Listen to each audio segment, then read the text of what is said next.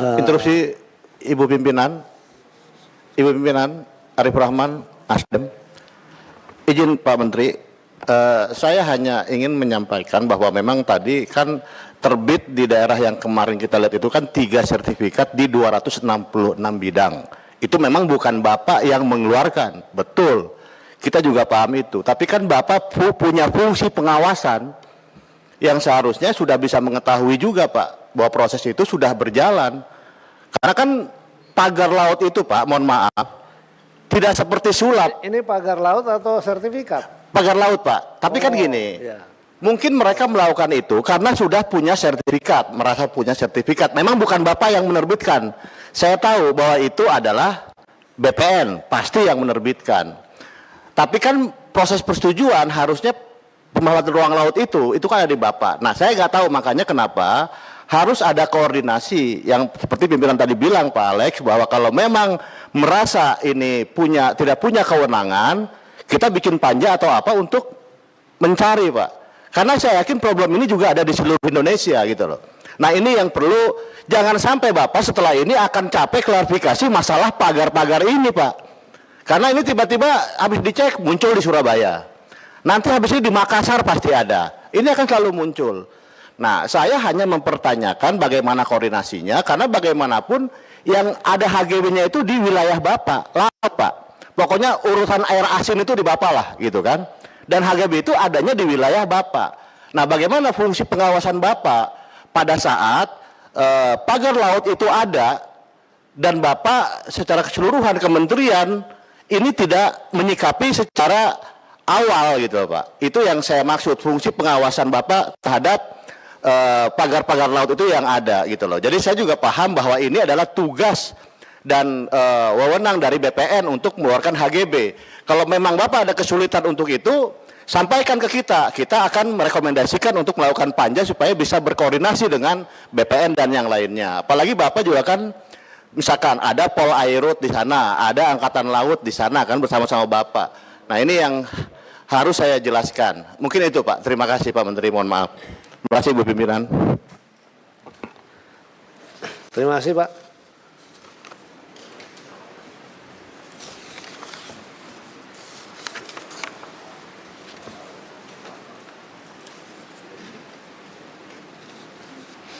Nah, berikutnya adalah soal kemudian beberapa pertanyaan tadi hampir sama soal bagaimana dengan siapa sebetulnya memasang.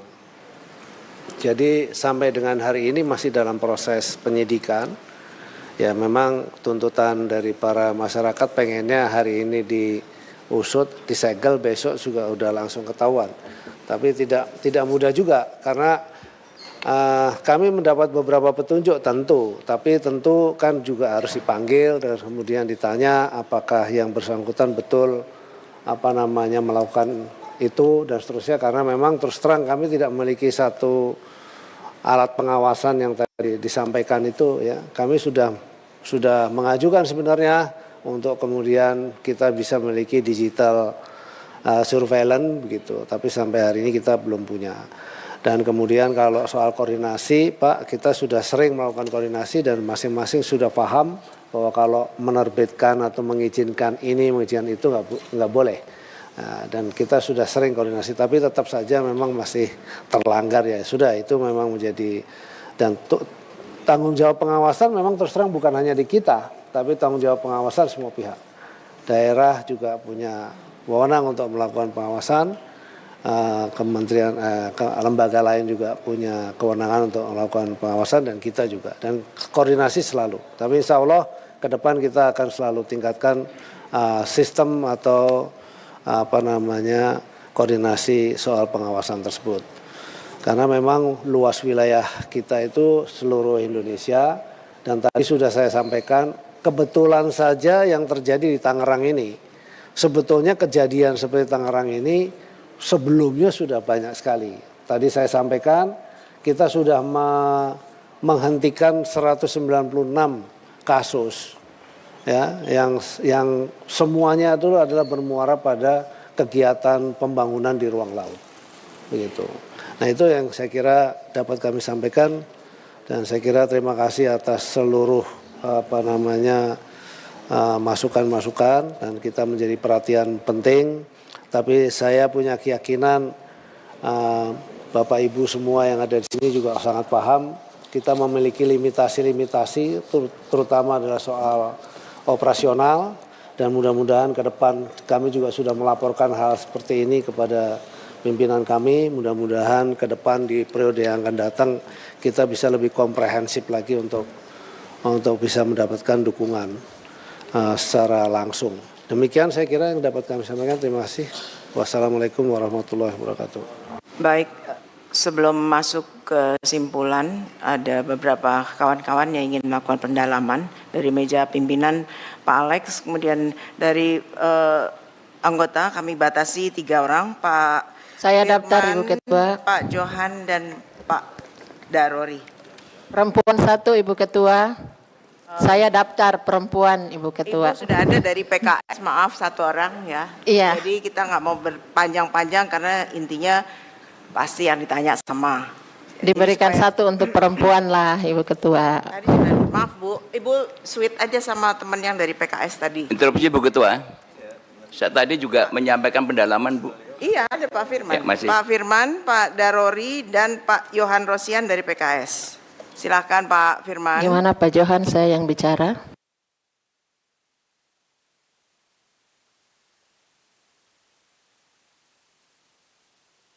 Oh maaf, sebelumnya dari meja pimpinan dulu Pak Alex. Terima kasih. Biar enggak kelupaan fresh dari jawaban Pak Menteri tadi. Saya ingin mempertegas Pak Menteri. Berarti Kementerian Kelautan dan Perikanan belum bisa mengungkap pelakunya ya? Yang setengah tol Jagorawi ini? Belum ya? Oke, yang kedua Pak, mohon izin aja. Ini cuma 2 pertanyaan. Jadi saya pertegas lagi, yang pertama, Kementerian belum bisa mengungkap pelakunya. Yang kedua, apakah Kementerian sudah berkoordinasi dalam hal ini mungkin dengan pihak kepolisian untuk melakukan penyelidikan terkait hal ini?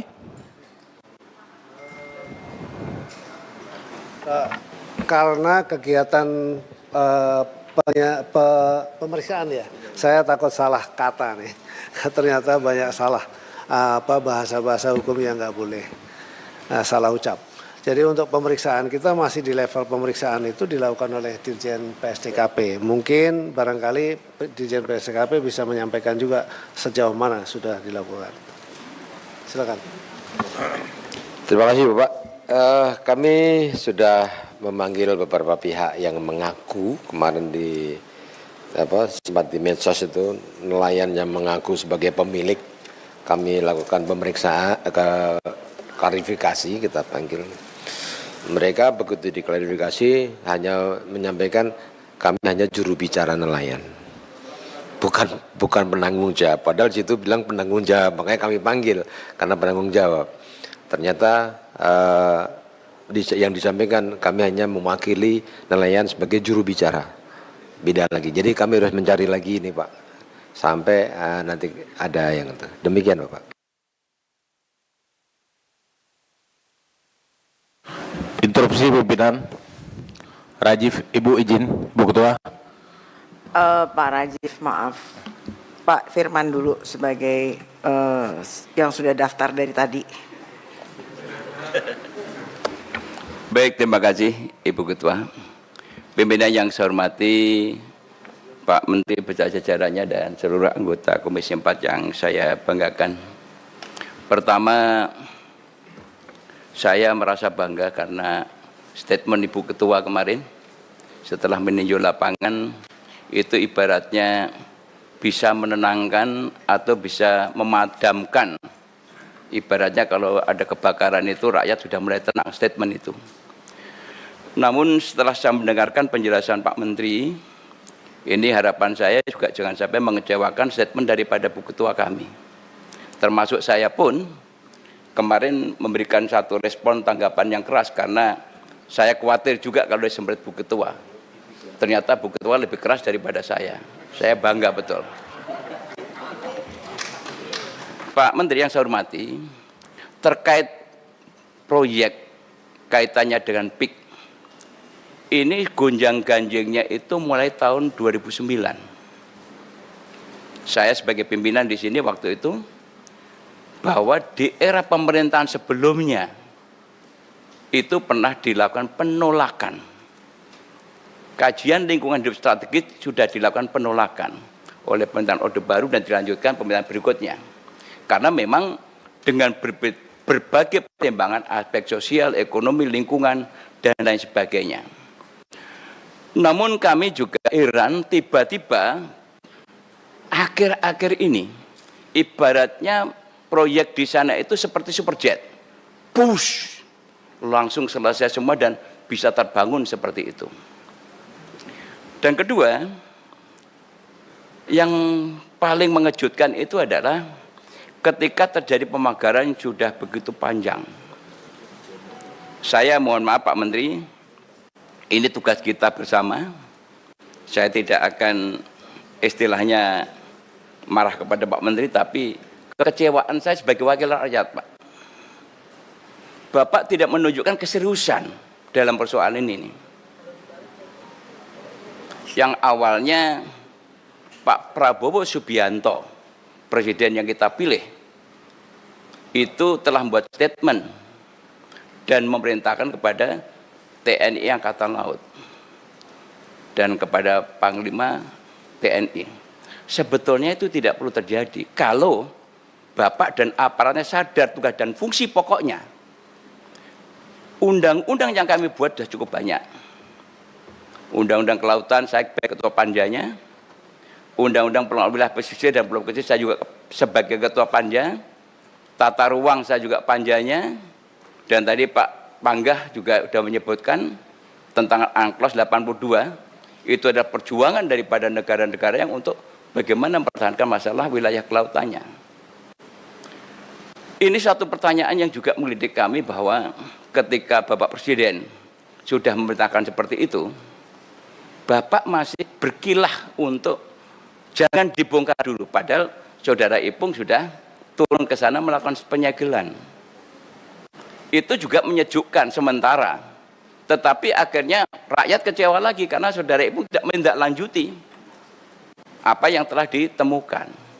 Oleh karena itu kalau bicara alat bukti, kalau kita baca dalam undang-undang, itu penyegelan dan foto, pengakuan masyarakat, itu sudah bisa merupakan alat bukti.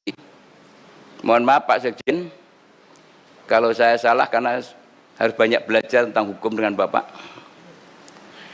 Dan kedua, juga yang terkait dengan masalah yang tadi Pak Sekjen sampaikan.